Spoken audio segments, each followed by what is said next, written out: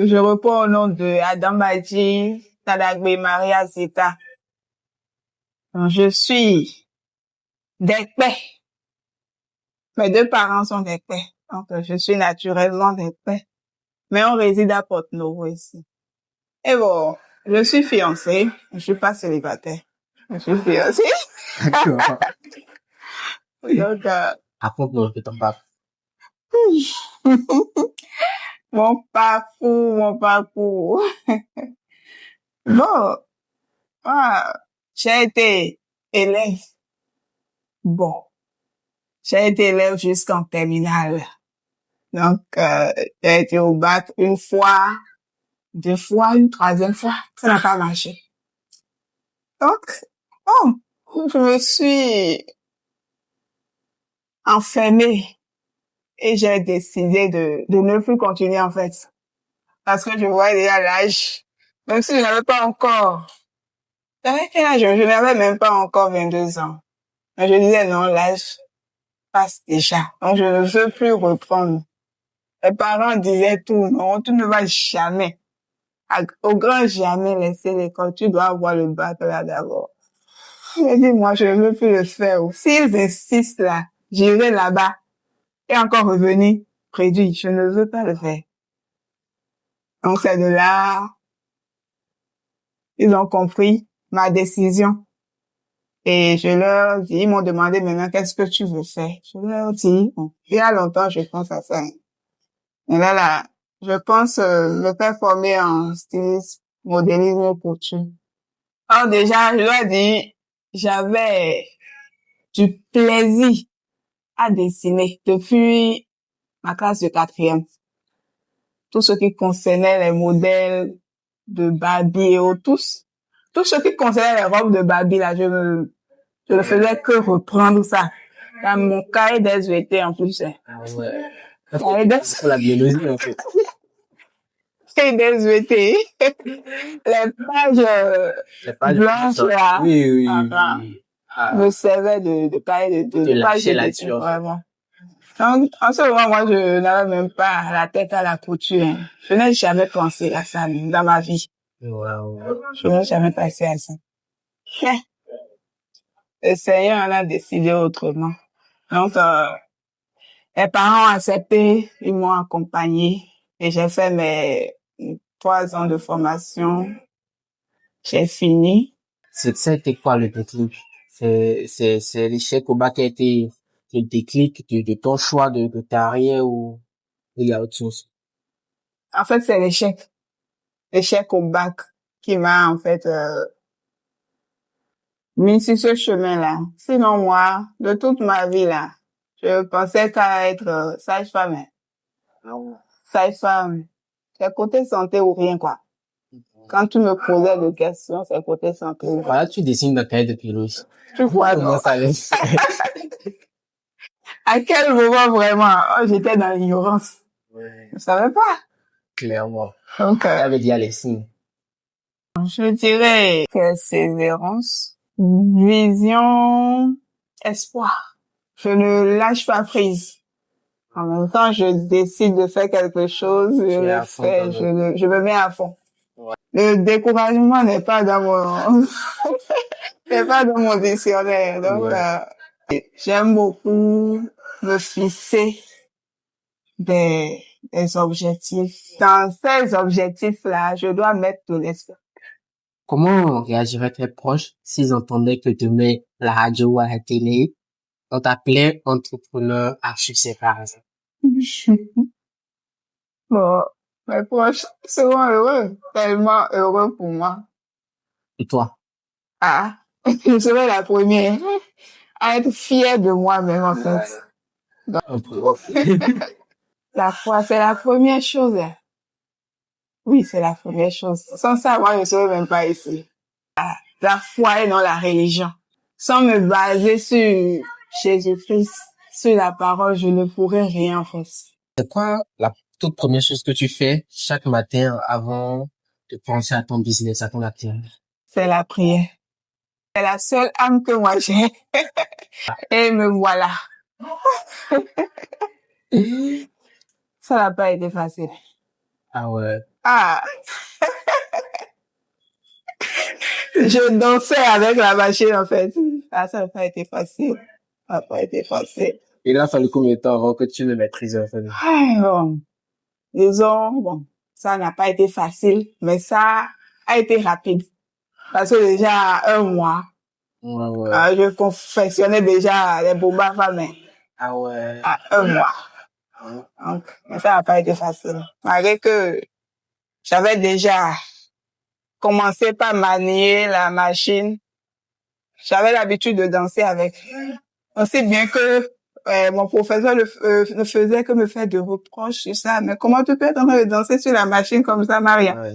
Il dit, ah, avec le temps, oh, je n'ai jamais appris quelque part. Exactement. Tu vois, oh, il y a des gens qui avaient déjà la main avant de venir.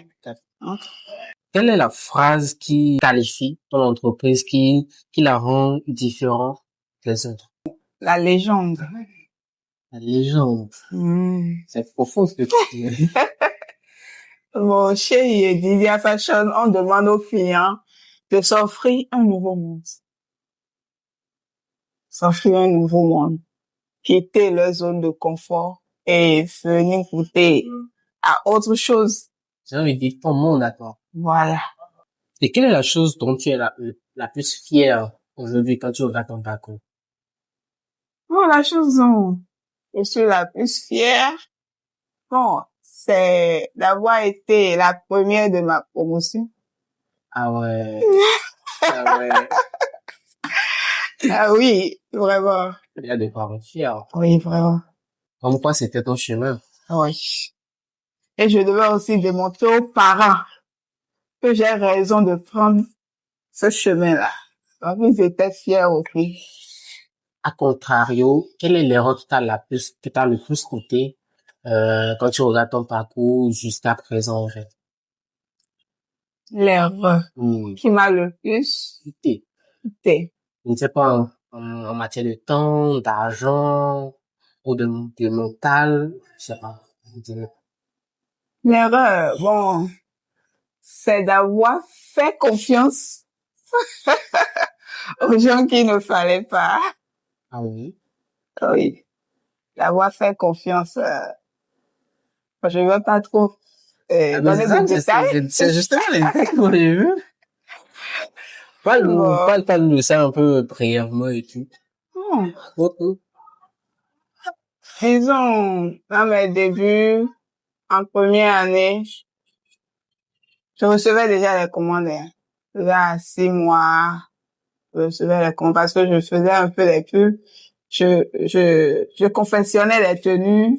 Quand on fait des cours sur, par exemple, une tenue maintenant, je reprends la tenue et je le fais sur ma taille, je fais des photos, je publie et les gens voient. Donc, on me demande quand est-ce que tu as commencé maintenant? Et tu commences à faire publicité. C'est là, c'est ça qui est là. Donc, il y a des gens qui m'ont fait confiance, surtout côté famille, parents. Oui, je dois vraiment remercier ma famille. Hein. Ils n'ont pas douté de moi, en fait. Ils m'ont encouragé. Ils m'amenaient des pains que je confectionnais. Mais ce qui m'a vraiment marqué, c'est quoi? Parce que c'était au début et je devais confectionner, ce n'est même pas à une personne de ma famille. Hein. Ok. C'est une dame qui m'a commandé une tenue, jupe et haut, que je dois broder. Donc j'ai commandé, je suis allée chez le brodeur pour lui demander, bon, c'est le modèle ça, ce que la personne veut, mais à combien tu veux faire ça? Mais combien je dois dire à la dame, puisque c'est une première fois. Donc, lui, il me dit, la broderie, ça va me coûter 15 000 francs. Donc, comme c'est le début, moi, je maîtrisais rien. Et dit, ok, 15 000 francs. Donc, si moi, je dois dire le prix à la dame, maintenant, c'est au moins 25 000. J'ai dit le prix à la dame. Elle n'a même pas refusé. Elle a donné les 25 000 francs. Arrivé chez le brodeur, je lui ai remis le bazin en question. Il a fait du n'importe quoi sur le bazin de la dame. Il n'a pas utilisé les fils qu'il devait utiliser normalement. Si bien que vraiment, ça n'a rien donné de potable. J'étais vraiment choquée. Je dis quoi? Comment je vais faire? Qu'est-ce que je vais dire à la dame? Ah. Je suis partie voir la dame. J'ai fini de confectionner. Je lui ai montré. Elle a essayé. C'était bon sur elle. Mais la broderie, elle n'a pas aimé. Donc, c'est ce qui, en fait, le brodeur en question, il a abusé de la confiance que je lui ai donnée. Il a abusé. Et surtout, je lui ai dit que je suis une débutante de merder. Il pouvait faire, il m'a dit son prix, mais faire, du potable, oui, du bon boulot. Tout à fait. Du bon boulot. Tout à fait. En fait, c'est ce qui m'a le plus marqué, hein. Si ton entreprise était une personne, quel serait son trait de caractère à ton avis? La splendeur. Là. J'ai pas entendu. La splendeur. Ah ouais. Donner un monde de splendeur. De splendeur. Mais dans notre métier, tu reçois souvent, des fois, des déceptions. Mais tu es obligé de faire avec. Parce que, là, comme on le dit, le client est roi. Mais c'est pas pour cela que le client va piétiner la styliste ou bien la couturière qui lui confectionne la tenue. Mais on peut que faire avec et utiliser des techniques pour ne pas, en fait, montrer voilà, qu'on est atteint par rapport à ce que la personne nous a dit. Et faire de sorte, faire tout comme si de rien n'était en fait. Tout comme si, il faut pas suivre, quand un client est en train de s'exprimer, disons avec colère, faudrait pas que toi-même, tu puisses l'accompagner dans ce sens-là, sinon ça va devenir autre chose. Donc, dans notre métier, il faut avoir vraiment la patience. Vraiment la patience. Et c'est ce qui nous aide le plus. Si tu regardes en arrière jusqu'à maintenant, quelle a été ta plus grosse remise en question, ton moment de doute, et est-ce que tu peux nous en parler? C'est au moment où j'avais pris la décision d'ouvrir mon atelier. J'avais des doutes. Puisque, disons, je n'avais encore rien dans le temps. Mais je me disais, je dois ouvrir. J'ai même donné la date sans savoir avec quel agent je dois louer, avec quel agent je dois aménager. J'ai pris la décision et à un moment donné, je me suis dit encore, cette décision-là, faut que je me prendre là, c'est quelque chose. À un moment donné, je me suis dit non, faudrait que j'attende encore 1 an. Ah ouais. Faudrait que j'attende encore 1 an. Je me suis dit ça et après quelques mois, j'ai pris la décision radicale d'aller louer le local.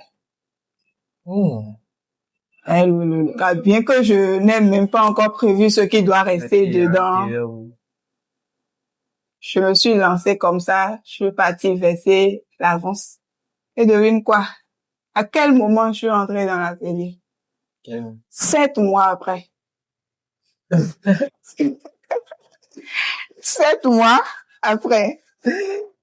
Donc, vraiment, je dois remercier ce côté-là, je dois remercier le bailleur parce qu'il ne m'a pas dérangé, il ne m'a pas demandé. Et aussi, il faut savoir que c'était pas encore achevé dans le temps. Donc, c'est ce qui m'a permis de prendre le temps de faire ce que je dois faire avant d'ouvrir.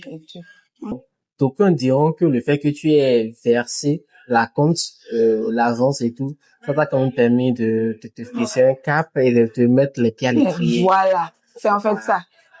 Oui. Sinon, si je faisais pas ça, c'est sûr que j'allais rester encore 1 an à la maison. Et après ces 1 an-là, j'allais encore continuer par douter. Exactement. Donc, même cela, quand on a quelque chose en tête là, il faut se donner les moyens D'y arriver. d'y arriver. On fait un peu ça. Mais aujourd'hui, l'histoire, elle est belle. Je lui ai abandonné. Jamais. Jamais. Jamais. Jamais. Je sais pas pourquoi, mais j'ai aimé mon métier, tout comme si j'avais déjà prévu faire ça. Quand c'est pas le cas. J'ai un amour particulier pour la couture. Je savais pas. C'est maintenant que je m'en rends compte, en fait. Et même s'il y a des difficultés dedans, il y a tellement de difficultés dedans. Il y a tellement de difficultés. Ouais. On tient le coup. Ouais, parce que tu aimes ce que tu fais. On tient le Voilà. coup. Dans notre domaine ici maintenant, c'est pas tout le temps on pousse. Ouais. Il arrive des moments où vraiment, même un client, tu n'auras pas. Ça fait comment? Dans ces moments-là, vraiment, c'est pas facile pour moi, hein. Parce que disons que c'est un début pour moi. C'est un début pour moi. Et ça s'est passé il y a pas longtemps, mais ça n'a pas été facile. C'est mon première expérience. Si bien que dans le temps, j'avais même la flemme de venir au boulot. Donc, je me dis, si je viens maintenant là, je viendrai faire quoi? Merci. Donc là, j'ai pris le temps de venir. Je ne vais pas à cause de ça abandonner mon travail. Je me suis dit, ce temps-là, je vais prendre ça pour au moins, faire des cours à mes apprenantes. Vous comprenez? C'est vrai qu'on fait des cours à des moments donnés. Mais cette période-là, j'ai décidé de faire des cours avec elle. Des cours pratiques et théoriques. Donc, il peut arriver des temps où on n'aura même pas le temps. D'en de faire. faire. Voilà. Donc, dès maintenant, je sais maintenant quoi faire à ces moments-là. Et je dois dire que j'ai un professeur qui m'a donné des idées aussi. Dans ce temps-là, avant que ce temps-là n'arrive, il faut tout faire pour avoir quelque chose sous la main. Financièrement? Oui, financièrement sous la main. Okay. Là, tu pourrais confectionner des tenues à vendre. Dans ces moments-là, tu pourras faire des publicités de cette tenue-là et vendre. Là, tu ne vas même pas constater. Pendant que il y a ce moment où il y a pas de client. En fait, je crois qu'il a vraiment raison. Et personnellement, comment ça se passe? Parce que je pensais que dans ton domaine, il peut arriver qu'on reste jusqu'à pas d'heure sur des créations, sur des travaux. Parce que ça se comprend en famille. En famille, oui. Je veux dire avec ton fiancé, tu vois. Avec mon fiancé, bon, le problème ne se pose pas, puisqu'on n'est pas encore ensemble. Le problème ne se pose pas. Au moment opportun, on verra comment faire. Les choses les plus drôles, les plus improbables qui sont arrivées, que tu as vécues grâce à ton travail. C'est quand? En fait, quand tu fais une erreur sur le pain d'un client et tu es obligé de créer autre chose, en fait. Là, tu te donnes tous les moyens pour lui créer quelque chose qu'elle doit aimer. Genre, comme ça, quoi. Mais là, après ça, toi, tu t'assois, tu commences pas à rigoler.